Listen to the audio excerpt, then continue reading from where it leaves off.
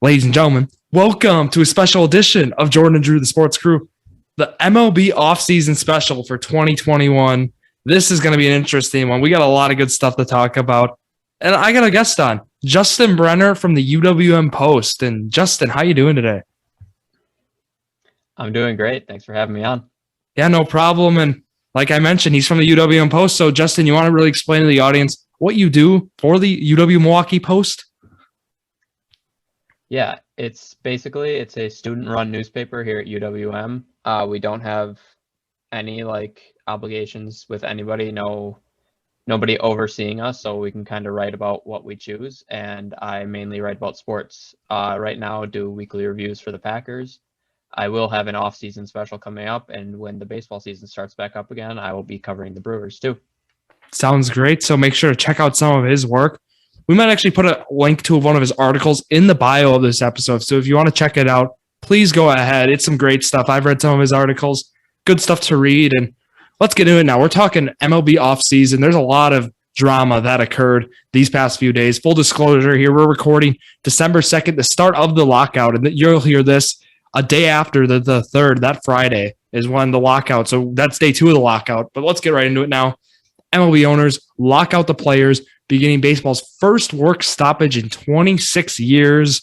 And Justin, this was expected, and you weren't really surprised either when you saw this?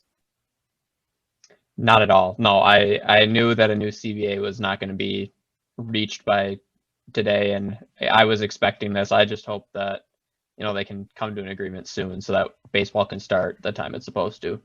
Exactly. And what Justin mentioned, we'll just explain it a little bit. So there's the collective bargaining agreement that the Players Association and Major League Baseball has between, and it expires every couple, 3, I don't even know how many years now they do it. And this time, they've been in talks since May, I believe, trying to get a new CBA renewed, and just nobody came to agreement. There's a commissioner's letter, which we'll talk about in a little bit, that this discusses MLB's side of this, and it's just there's been a lot of issues in some areas, mainly like luxury tax thresholds, minimum salaries. MLB offered some increases, but the players don't like some of the increase. Like, it's not enough, and arbitration's another one. And then also they don't like some of the things right now with how some of the teams are tanking. Well, like a team like the Orioles, they want a salary minimum, because a team like the Orioles, they're not spending a lot of money at all, and that's happening. And then another issue that we see is teams tanking. So they want to put in, I even read this, Justin, I don't know if you saw this, kind of like a draft lottery. I have not seen anything about that yet, but I would be in support of that. And I think it's a good way to keep the league competitive for a lot longer, because as soon as the team starts losing, if you could just continue that, but if there's a lottery, it gives you more of an incentive to get back into the mix and try to keep playing the best baseball you can to make it a competitive league, so that teams like, the Dodgers don't end up with 110 wins because other teams are tanking around them, especially in a tough division like that. Exactly. So to just sum up kind of what we talked about right now for the main issues, it's basically the salary is not enough for the minimum salary. They want a higher one. The Players Association does. And then arbitration after 2 years rather than 3 is what the union proposed, and the league is just not allowing that, because that they don't want that. And the players obviously would want that, so then they'd be earlier to free agency, basically. So just a lot of problems there. And then we'll talk now about what I mentioned. The letter right at midnight hit, or I believe it was 11 o'clock, because it was 12 a.m. Eastern then. Lockout starts, officially, unanimously voted by the owners. Justin, what were your first thoughts when you read that commissioner's letter? So it's tough, because, a lot of it does look like he is throwing a lot of the blame on the Players Association and not really taking much on himself. However, and I don't like Manfred, I've said this multiple times, I'll go on the record saying that I think he is, in recent memory, one of the worst commissioners. Maybe not worst, but he's implementing a lot of stuff I don't like. He's trying to speed up the game. Frankly, I don't like that. And universal DH is most likely coming next season, which I'm also not a huge fan of, because watching like Brandon Woodruff hit home runs, especially off Kershaw in the playoffs. Those are such a big momentum swing when the pitcher gets a hit. I like seeing stuff like that, but I feel like that's coming to an end here next year. But that being said, I do feel that a lot of the blame could and probably should be placed on the Players Association, because in his letter he mentions that in the month of November, $1.7 billion was committed to free agents, smashing a record by, he says, nearly 4 times. So they've obviously tried to offer more, and the players just seem to want even more than they're offering, which at some point you have to settle, especially when players are already making $30 million a year with some people like Bryce Harper. I mean, do I think that players in minor leagues need to be paid more? Yes, but I also feel that the players, they could definitely speed up this negotiation by lowering what they want to just a little bit. Yeah, and one thing we have to consider too with that $1.7 billion committed to free agency, everyone knew this lockout was coming, so I think a lot of these deals were done ahead of time because of the lockout coming. Yeah, so there's still more deals to be done. Yeah, so I think that 1.7 Carlos Correa still hasn't signed. Exactly, so that's gonna be more money added to that. But no, you're good. So other than that, but I feel like that 1.7 billion is a little misleading, but he's right though in the sense like the message is still kind of made clear that like there's been a lot of big deals, which we'll talk about in a little bit. I mean, we'll start with the Seager one, of course, but it's been interesting, and this could be bad. I think we're going to come to agreement that both parties will before it starts interfering with stuff. I mean, no winter meetings right now, canceled. No, people aren't going to work. It means it's a work stoppage, basically. It got bad too. I don't know, Justin, if you saw on MLB's website, all the pictures of all the players are gone. They took them all off. They're doing that, and now on Twitter, actually, I have not seen that yet. Yeah, it's gotten testy. Surprised. People are describing this is a petty war right now. Yep, and another thing that's happening. It really is. On Twitter, we're seeing players actually change their profile pictures to that blank default image. So we're seeing a lot of conflicts now between the two parties that we have not seen. 26 years it's been. And that was 94, and that was not good either. And yeah, it's pretty much who will budge first. And yep, so it's basically owners versus players right now. I agree, yeah. And this is gonna be that's exactly what it is. Gonna be tough. And looking through it, Justin. Now let's get right into the free agency, the hot stove. We're gonna start with the big deals that happened. We're not gonna do the Brewers right away. We're gonna do so. First thing happens. I mean, not really first. I'm gonna go through big deal to little deal, basically. Maybe I'll do some day stuff, but the big deal that really happened was Corey Seager to the Rangers, 10 years, $325 million. Justin, what were your first thoughts about this? I think it's a great addition for the Rangers. They also added Marcus Semien. They're clearly gearing up for a huge season, but again, I'm not sure if the Rangers will be able to do it with just these two players. I'm not too familiar with them. I mean, they've lost 102 games last year. I don't know if two players will really be able to fix that, especially with two players can't make an offense.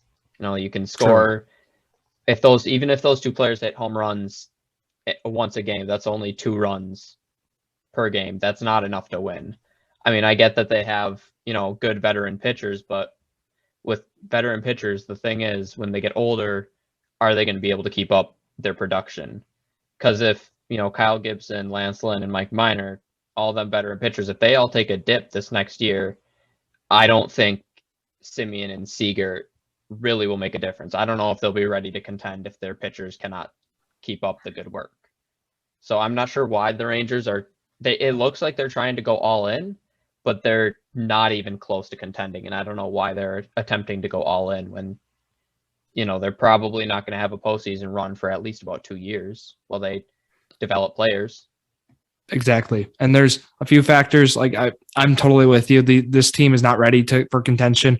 And I mean, they traded away a lot of other guys. Like they traded those guys you mentioned, Gibson, Lynn. Those guys are traded. They traded Gibson at the deadline last year, Lynn to the White Sox, and they're rebuilding basically. I mean, they have some good top prospect pitchers. They have Dane Dunning. They got some guys who are going to take some time to develop, but I see what they're doing now as, I mean, they're just taking guys, teams who are competing or who could compete or are going to sign, because this offense is not great, like you mentioned. I mean, we got guys like Adolis Garcia, and now you got Seager and Simeon as your top 3 offensive players, which is very good, but just from other than that, the pitching, it's just not there. And you got to remember the division they're in. The Mariners, they did very well last year. They've done well in free agency. Angels, Astros. This is athletics. I mean, they're not going to compete in this division, I don't think. And even if the playoffs are expanded, which there are talks of that as well, I don't see this Rangers team competing. But I really like the Simeon deal. I love Marcus Simeon as a player. He's such a great asset to this team offensively, even defensively as well. And Corey Seager also 10 years. I'm shocked at the money he got. He's a great player, but Simeon's been better offensively the past few years. So it'll be interesting how this will turn out for the Rangers. Go ahead. Looking, I mean, they have John Gray now, but like I said, just looking at their pitchers, I mean, who's going to start? I mean, the only one that I noticed, Mike, I don't know how to say his last name. Mike Fultonevich. I noticed him, and then I noticed Jordon Lawrenz because he played for the Brewers. But I mean, even Lawrenz, he had that good stretch for the Brewers, and since then, he's with the Orioles. He's with the Orioles now? He just signed, yeah. I did not see that move. Oh, okay, he's still on the Rangers at this website I'm looking at, so I apologize for the misinformation there. But yeah, I don't know. There's no way they contend with two new infielders and a pitcher and John Gray. Exactly. And we'll get into some of the more bigger moves. Well, I'll just kind of read over some of these. Javi Baez to Detroit. Actually, let's talk about this one. I like this one. 6 years, 140. Okay. What do you think about that? I am not one that is on the Javi Baez hype train. I don't think he's as good of a player as people think he is. The batting average has not been there in recent years, and the strikeouts are what I look at. He strikes out way too much. It's the same problem I have with Aaron Judge. Was Aaron Judge good last year, and was he raking? Yes, he was, but the strikeout numbers are so high. He set a new rookie record for strikeouts along with home runs, but nobody talks about that. And I think Baez, he's got a great glove. He's probably one of the best. You're going to want him out there if you're trying to tag out a runner, but I don't think he is worth that much money and for that long when he has proved to be inconsistent and strikes out at too high of a level for me. Yeah, I agree with the years. Brewers fan, I understand what that's like. Strikeouts, Brewers, of course. 6 years, 140. The years are a little much. That's a lot, but what I really like is the Tigers team in itself. I think this Tigers team, I have my bold take here. I think this team could make a run for the AL Central in 2022. I think they could contend with the White Sox based on how the improvement we've seen in games. They won, I believe they went up they won 20 or 30 more games than they did in 2019 to 2021. It was that insane improvement. They finished around 500 compared to losing like 100 plus games in 2019. So this Tigers team is definitely due for some more improvement, kind of like how we saw that Brewers team do that from like 2015 to 2018, and I think that could happen with this Tigers team. They also have, they signed Eduardo Rodriguez too, to 5-year deal.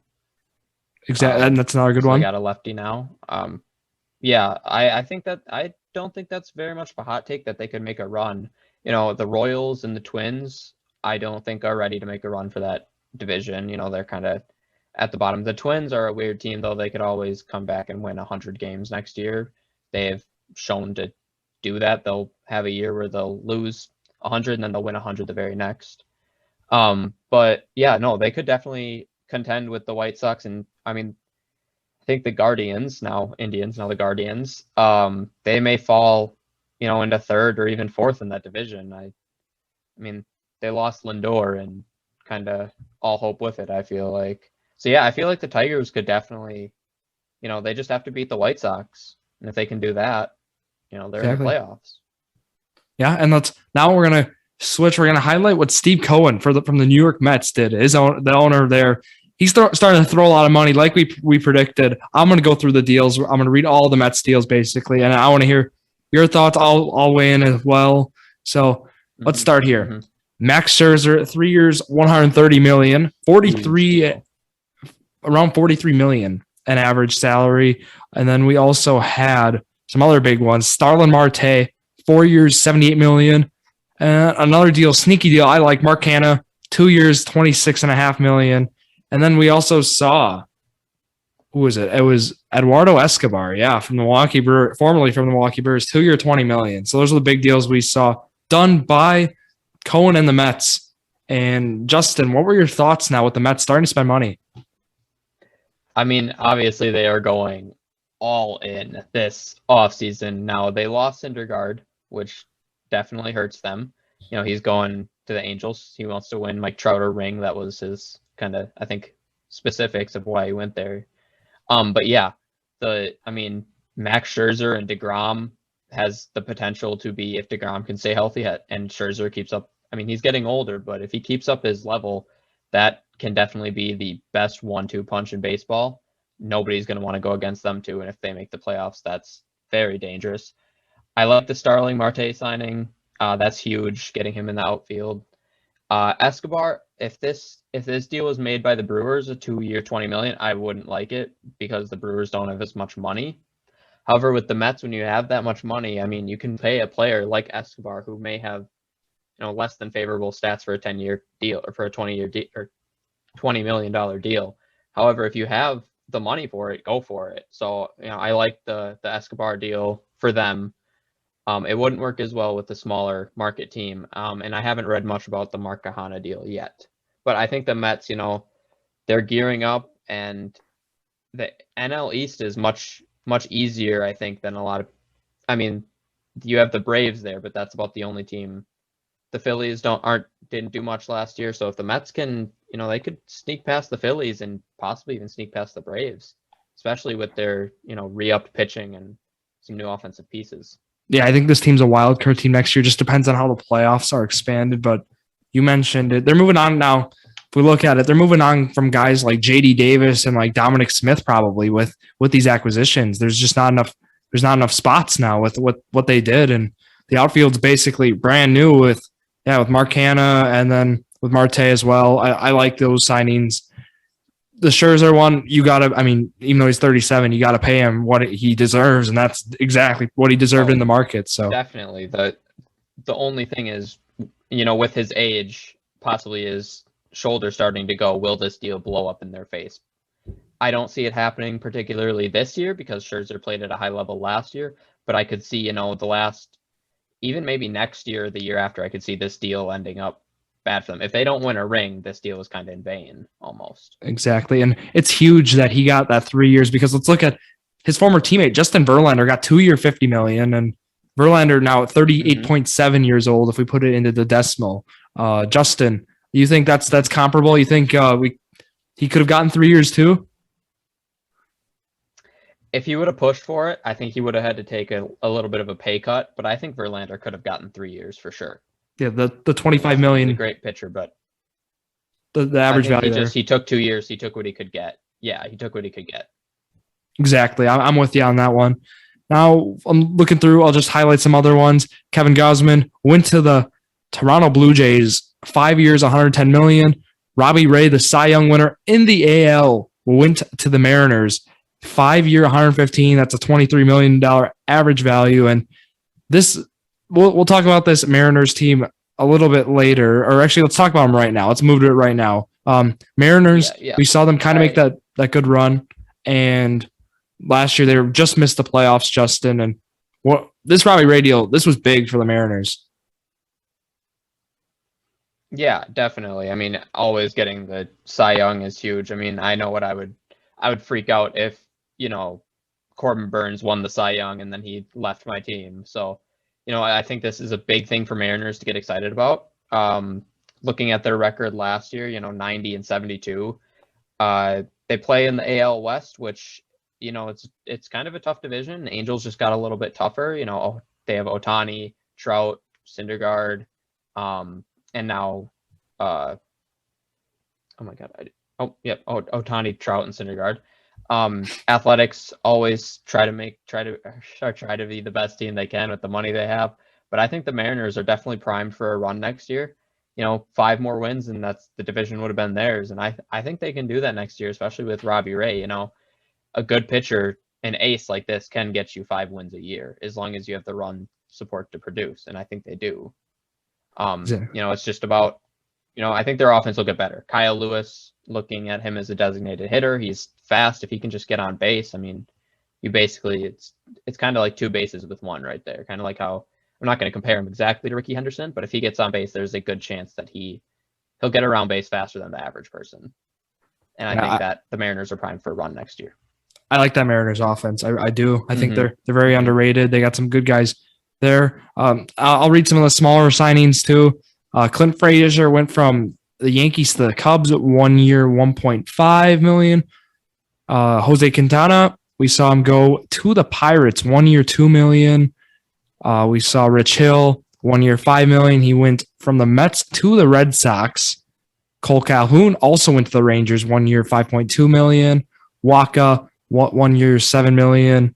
Jordan Lyles, as we mentioned, 1 year, $7 million to the Orioles. Manny Pena, 2 year, $8 million, went to the Braves. Kluber went to the Rays. We saw Corey Knebel. He went from the Dodgers to the Phillies. He got 1 year, $10 million. And then finally, another one I want to highlight, Mark Melancon, 2 year, $14 million to the Diamondbacks. Out of all those deals I just mentioned, was there anyone that stood out to you as a interesting one? Not particularly. Not a lot of free agent signings have kind of, stood out to me. Chris Taylor going back to the Dodgers, that was easy to see.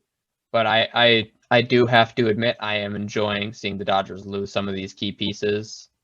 I'm not a huge fan of the Dodgers, just because they have so much money. The fact that they only have 1 World Series in the previous few years it's funny for me or to me. So, but no, not a lot of these have stood out.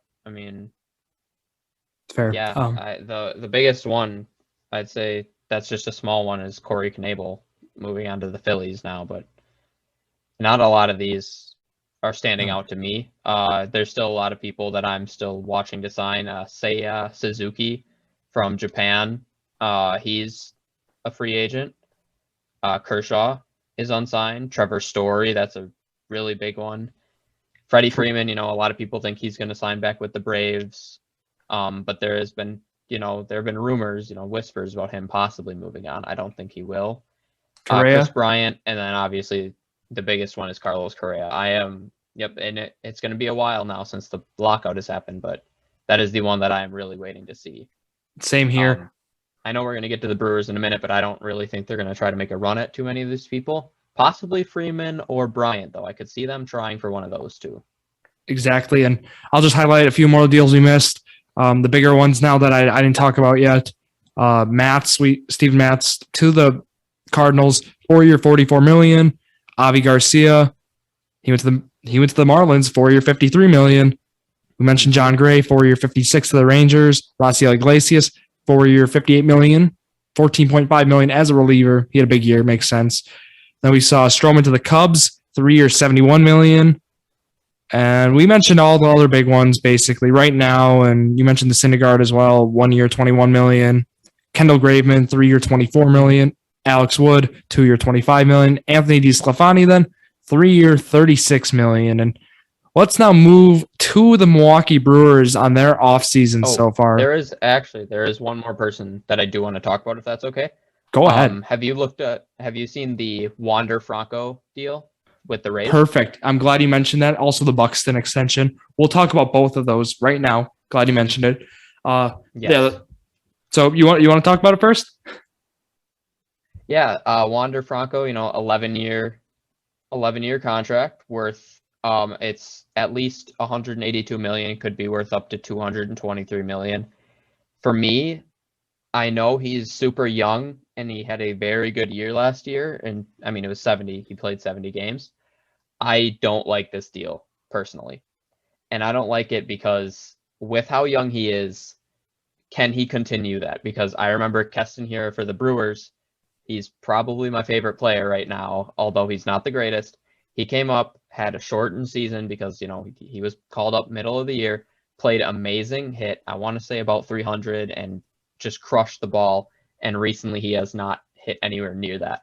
Only thing I can imagine is what if the Brewers gave him an 11-year deal after a good 70-game stretch, and then he plays like this. I could see it happening with Franco too. I'm not saying it's going to, but this deal could blow up in their face if he cannot produce like he did this year in the coming years. Exactly. And what I like kind of what the Tampa Bay Rays did here. For example, Jose Altuve did something similar to this. He had a great year, his rookie year in 2012, 2011. And what the Astros did, they locked him up it was like 5 or 6 years instead. And and just to give him that stability, he took it. And this is something we're seeing more and more done by like front offices to kind of secure those players long-term, which is like, because Altuve obviously could have gotten more money if he wouldn't have signed. It was like 6-year, like $24 million. It was something very small like that. And then he eventually got paid, obviously, but just it was something small like that. And that's kind of what the Rays are trying to do here with a guy like Wander Franco, lock him up long term, which you're right. I mean, certainly we don't know exactly how he's going to do, but they see him as a safe investment. So that's what they're doing there. And then also with Byron Buxton, I mean, we saw the same thing be done there. 7 years, $100 million. Kind of just to secure him, and he could have gotten a lot more. Like if he did a 3 or 4 year, he could have gotten so much more. Yeah, exactly. It's like when Yelich resigned with the Brewers. I mean, I think that was a great deal for the Brewers. People last year, because Yelich just didn't perform as well, are saying that this deal sucks. But I still like it. You sign him long term, and for a lot. I mean, he could have gotten way more money if he would have left Milwaukee and went somewhere else. But I think that, for some of these baseball players, loyalty runs deep for them. Like Buxton, he could have gotten more money if he went elsewhere, but he didn't. Yelich could have gotten more money if he went elsewhere, but he didn't. I think that loyalty is a big thing for some of these players, and that's why players like Yelich and Buxton don't have as big a contracts as you'd expect. Of course, and I want to get your prediction now before we get to the Brewers. Where do we think Carlos Correa is signing? Oh, shortstop. I mean, he's probably going to try to go to a bigger team. Is there anyone that comes to mind you think he could re-sign? He could re-sign. I could see also, though, him trying to get out of Houston with the whole cheating scandal. Obviously, I don't think a lot of players want to be there. Could see the Dodgers now losing some of their pieces, especially Seager could make a huge run at Correa and offer him a lot of money.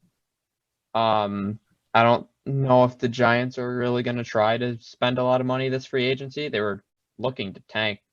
People thought they were going to tank this past year, and they won 107 games. So I think, probability wise, he either resigns or he goes to the Dodgers. That's going to be my prediction, is the Dodgers. And I predicted originally Tigers, but then they obviously took Baez over him, so that won't happen. Mm-hmm. Yankees are a possibility. I think he could be a Yankee. I think that's a fair thing they have to do with the money. Very, very real possibility too. I think he resigns. I'll be honest. He could also go to the Blue Jays too. If he wants to. I mean, he could team up with Vlad Guerrero Jr. there and create a really good 1-2 punch. He gets on base and Guerrero hits him home. Yeah, add even more to that crazy offense they got there. But let's now get into this offseason. I'm going to go through a timeline of events. We saw of course, season end to the Braves, losing in 4 games. October 20th, then Andy Haynes is fired. Then we saw Eddie Cedar retire October 25th, and then going through it, first transaction made, Trevor Gott, they signed to a 1-year contract from the Giants, or he was with the Giants last year. Not really a big deal. And then we going into more, we saw the co-hitting coaches, which I talked about, I believe, on episode 36. It was Connor Dawson, Ozzie Timmons. What were your thoughts about doing that co-hitting coach?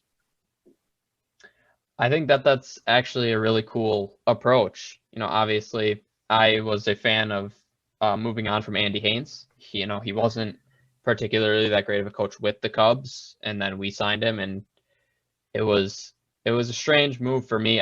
He obviously, a lot of players looked bad last year. Colton Wong came, his average dropped.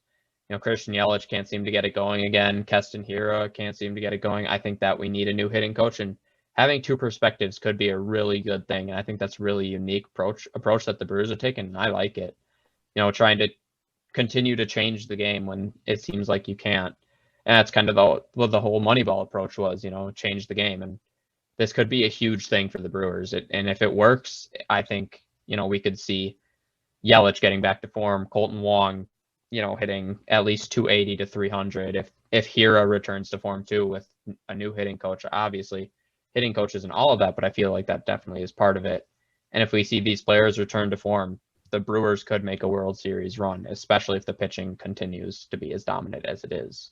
Exactly. And Connor Dawson, Ozzie Timmons, both the guys, David Stearns, president of baseball operations, and also GM Matt Arnold mentioned how both of them will be taking a different, bringing that different perspective. One's going to be focusing more on the analytics based, other one's more of a kind of old school based kind of coach. So that'll be great to have both perspectives in the dugout, basically. And let's move to the next transaction. Yeah. November 13th, they acquired Mike Brosseau from Tampa. And one of those guys was from Tampa Bay, so that there's a little bit of connection. It was Ozzie Timmons. He's been the longtime coach there, kind of that old school approach, and then Connor Dawson being that up and newcomer guy who we'll see. But let's move to more transactions here. Pedro Severino. So they signed their backup catcher after losing Manny Pena. Yes. He's going to be that guy now who is there. When a lefty's starting, we're going to see him play most of the games instead of Narvaez, and I like this move. I know he's basically kind of like Manny Pena, but not as great defensively, which is going to be certainly something to keep your eye out for. But were you a fan of this signing? I mean, yeah. He hit about 250 last year and 11 home runs. Normally, that would not look like a great line to sign somebody on, but for the Brewers, almost anything is an improvement. Yeah, the defense, not as great, but I also know that, Yasmani Grandal came to Milwaukee after giving up a few runs, I'd say, with pass balls in that NLCS against the Dodgers, and he looked just fine behind the plate. So, I think that the Brewers have a good, defensive coach, and I think that Severino will fit right in as a backup, and I'm excited to see how he does, but I'm more excited to see Narvaez next year, and hopefully he can stay healthy and continue his high production. Yeah, and Brewers are known for developing catchers defensively. Narvaez wasn't that great coming from Jonathan Seattle. Lucroy. I mean, Pena defensively, they've really evolved or made some of these catchers significantly better behind the plate. Yeah, all those. There's a great line. Looks great behind the plate. Exactly, and I'm not too worried about the defensive aspect. Yeah, and then Luke Malley, gone now. Brett Sullivan's the one they sign. He's going to be that third catcher. We're not going to see much of him unless barring some injury from the other two, and Severino and Narvaez. Let's move more into it. We saw then because it was a deadline then for tendering those contracts, and we saw everyone was re-signed to their 1-year contracts or renewed basically as we expected. Of course, with Adames, Burns, Hader, all those guys. The ones who were more surprises, I wouldn't say, but guys who were on the fence of not being tendered was Jace Peterson Handel Gustave, and the guys we saw who the final one was Rowdy Tellez was tendered. So what that means is they did not go with Daniel Vogelbach. So he was non-tendered, and John Curtis, with Curtis being out with Tommy John all of 2022. So it's going to be sad to see Big Dan go, but they chose Tellez over Vogelbach, which I think was the right choice. Do you agree? Yeah, I mean, Tellez, he performed better, as a longer term, and he performed more consistently. I'm not a huge fan of, I wasn't a huge fan of Vogelbach just because a lot of people really seem to like him without him putting in too much production. But also, again, my point stands. What if Keston here comes back and plays like he did his rookie year next year?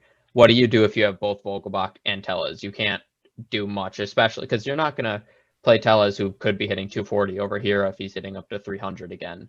So, I think it was a smart idea just to stick with one of them and then let the other one walk. It stinks that, such a fan favorite has to go, but I think it's the right move in the long run. And just having one player at first, and now this opens up a world of possibilities, spend more money on relief pitching, or, even if they want to try to bring in, more help for the offense, whether that be at third base or, another player in the outfield or somebody that could hit at the DH spot, because that could be coming to the National League next year. Exactly. I'm in total agreement. And we saw the Brewers make one more move then right before that deadline, that before we entered the lockout. It was a big move. The trade happened. JBJ and prospects David Hamilton and Alex Pinellas go to the Boston Red Sox in return for Hunter Renfroe. And this was a big deal. I was so happy to see this. This is big because Hunter Renfroe coming to this team, he's 259 with 31 home runs, 96 RBIs in last year. Oh, well, I mean, average might not be there, but like he's a better version of Avi Garcia, in my opinion. And I'm really excited for this. And what were your initial reactions about this trade as well, Justin? I love this deal. I did not like JBJ after last season. I was kind of excited about it, but obviously he was going to pick up his player option because he did not play well. So picking up that player option guarantees he has a spot on the team. But I love this deal. We need to be in win now mode with, Burns, Peralta, and Woodruff putting up the numbers they are. Williams and Hader coming out of the bullpen. I like this move. It's an upgrade to hitting. I agree with you. He is a better version of Avi Garcia. 31 home runs, 33 doubles in 144 games. I like the deal. I hope that with a little bit with the two hitting coaches, they can improve his average just a little bit, even if he can get it up to 270. I mean, that's a big boost to our offense the way it is. Because if you can get, Colton Wong on to hit like a double hitting leadoff, and then Renfroe hitting him in, or even getting on for Yelich, if Yelich has a bounce back next year, I think that this is huge for the Brewers offense. It's a big trade, and I think that it was a trade that needed to be made. It gives us, we have a for sure three outfielders now in Yelich, Renfroe, and Kane. Yeah, and I like the deal. Renfroe has a cannon. He was a Gold Glove finalist last year too. We can't forget that. So he's better defensive player over Garcia too. And just looking at his baseball savant numbers, looking at his MLB percentile, 97th percentile in max exit velocity, expected weight on base average, 74th percentile, barrel percentage, 88th percentile. So he's in that great range. He's in that top tier basically in terms of exit velocity, which is something really, really great to see for a player like Renfroe. And just looking, and then also with the guys they gave up, I want to mention, they gave Alex Pinellas and David Hamilton. Both those guys were well-regarded outfielder prospects for the Milwaukee Brewers, but my whole argument with it is, I mean, how many outfielders can you have? You got to give up some guys. Obviously, Garrett Mitchell's untouchable. You do not touch Garrett Mitchell. Up and coming. Oh, yeah. He hit great last year in his small sample in low A, or where in the minors where he was. And we have Corey Ray still in Triple A. He can be called up if needed. I feel like he definitely could be on the opening day roster next year, because the only other person we have is Tyrone Taylor, that is a for sure outfielder. I think you have. Go ahead. Yeah. I was just gonna say, I think next year, we have Lorenzo Cain, Christian Yelich, and Hunter Renfroe starting, and then we have Taylor and Ray, as the backups. And then I think that's going to be mainly what they go for. And we have people in AAA. Garrett Mitchell could possibly make a late season appearance next year. I don't think he will, but I think that he could work his way up to AAA by the end of next year. Yeah. I've seen reports maybe mid-season we could see him estimated time of arrival mid-2022. That's also a possibility, but keep in mind, I think universal DH is going to happen. I know you said you weren't a fan. I think Yelich slots into that role. We see Renfroe, right? Yelich defensively has not been great. The numbers show. That is true. And I'd rather start a guy like Taylor, Kane, of course, and then Renfroe. I mean, Gold Glove guys who've won three of those guys have been Gold Glove finalists, and one of them winning a Gold Glove in Kane. And then Taylor's a pretty good defender as well. You could put him in left, and I think that's a solid outfield for this Brewers team.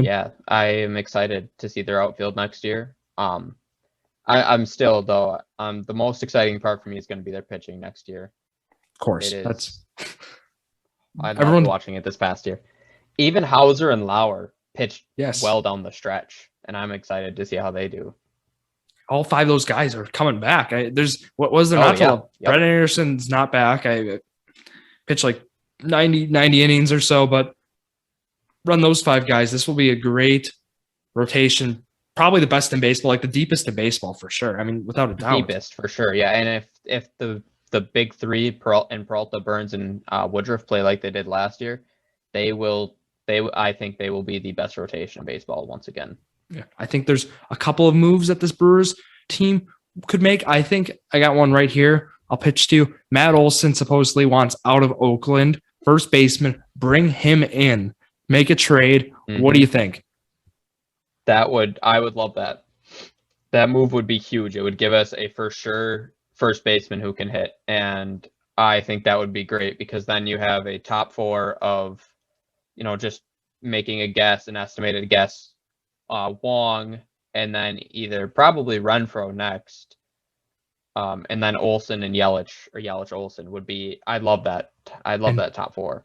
I think that'd be, you get a guy like Matt Olson, you give up, I love Aaron Ashby, but I think he's the guy you'd give up. I think you'd give up him or Mitchell. Mm-hmm. You'd have to choose one of those as the prize of the package, basically. I would rather give up Ashby than Mitchell based on more of the long term.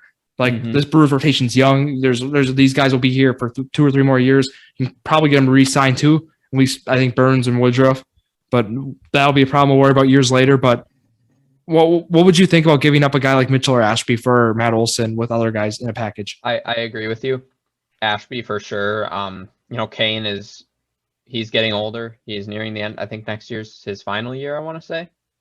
So you keep Mitchell because if Kane moves on and from next year and we don't re-sign him, or the chance he retires, then you have a guy like Mitchell ready to play right away. Whereas you said we've got Woodruff, Burns, and Peralta for a few years now with arbitration. You keep them, and then you can chip off a guy like Ashby, because we have Hauser and Lauer in relief. I mean, and you can always find that next pitcher from the minors or sign one for in free agency. Pitchers are much more abundant, I'd say, than a player like Garrett Mitchell, who has the ability to come into the majors and hit 300 at will. And I think you keep a player like Garrett Mitchell around more over Ashby. As much as I like Ashby and as much as he did turn it around after his first start last year, I think that if you are to make a huge blockbuster trade like this, I agree with you. Ashby's the guy to go, and you keep Mitchell just in case Kane moves on next year. I exactly agree with you, 100%. I'll just throw out one more thing before we go. Josh Donaldson, possibly. We see him come in universal DH. Maybe we don't universally DH Yelich. Maybe we roll with him in the outfield, keep Taylor as a 4th outfielder. We could see Josh Donaldson potentially on a 1 or 2 year deal, or Nelson Cruz. See these guys, because once we see whatever happens after the lockout, we'll know if Cruz or Donaldson are targets considering the universal DH. Would you be interested in signing one of those guys to a 1 or 2 year deal? I'm not sure much about Cruz, but definitely Donaldson. I just want to see a 1 year deal, because he has shown some regression lately. But I would love to see Donaldson. I'm a huge fan of him. I wanted to see him initially when he was being traded. I wanted to see the Brewers make a run for him, but they didn't. But yeah, I would love to see Donaldson on a 1 year deal. And if it doesn't work out, it doesn't work out. I mean, he's in the DH and you can just put him at the bottom of the lineup. But if it works out, you look like a genius and he helps you make a run. Yeah, and Stearns and Arnold we trust certainly for the rest of this this offseason when it starts back up. So we're kind of just waiting now because everything that happened we could cover now because we're in the lockout. So Justin, is there anything else you want to add?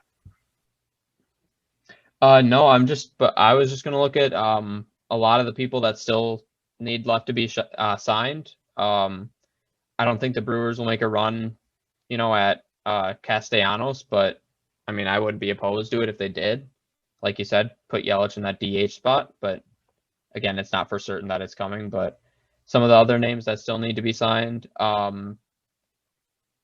Jorge Soler, Eddie Rosario, and Jock Peterson. I mean, do you have any thoughts about them? That basically the entire outfield of the Braves leaving. Do you have any thoughts about that? I think, they all came back at the deadline. So I think you pick 1 or 2 of them, you sign them, and then you're gonna let one walk. I think Jock's gonna be the one they let walk, which is fine. So you'll see Soler or you'll see Peterson go probably. I mean, ideally put him at DH, universal DH or he's a bench bat. So you could see him get like a 1 year, $8 million deal. He'll get something like that, I think. Not sure exactly what kind of team would be looking for him right now, but we would have to wait and see. So I guess with that, Justin, you want to shout yourself out?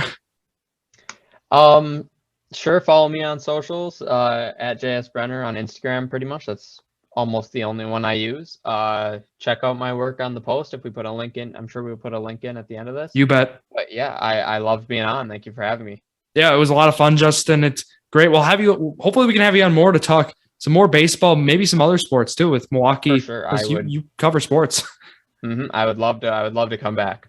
Perfect. So I got to shout out our socials before we go. So you guys know the drill. Instagram, Jordon Drew _sports crew. Facebook, Jordon Drew the Sports Crew. And YouTube, Jordon Drew the Sports Crew. All right. So with that being said, thank you all for listening to yet another episode of Jordon Drew the Sports Crew, the perfect podcast for you.